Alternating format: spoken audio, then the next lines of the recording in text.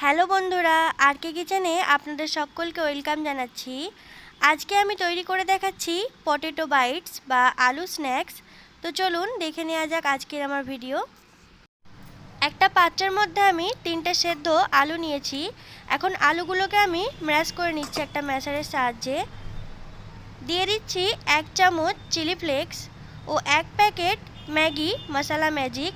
এটার পরিবর্তে আপনারা অন্য কোনো মশলাও ব্যবহার করতে পারেন, যেমন ভাজা জিরে ও ধনে গুঁড়ো ব্যবহার করতে পারেন।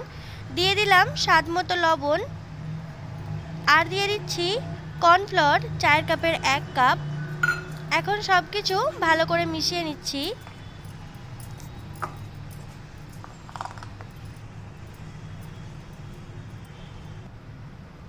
ভালো করে মিশিয়ে নিয়েছি। এখন হাতের মধ্যে সামান্য পরিমাণ করে নিয়ে বল বানিয়ে নিচ্ছি।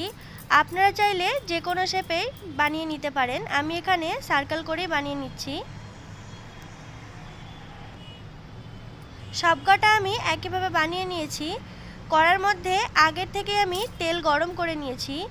এখন পটেটো বাইটসগুলো আমি ভেজে নিচ্ছি হাই ফ্লেমে। ভেজে নেওয়া হয়ে গেছে, এখন আমি উঠিয়ে নিচ্ছি। আপনারাও অল্প উপকরণে এই স্ন্যাক্স রেসিপিটি ট্রাই করতে পারেন। আমার আজকের এই রেসিপিটি আপনাদের যদি ভালো লেগে থাকে তাহলে প্লিজ একটি লাইক দেবেন।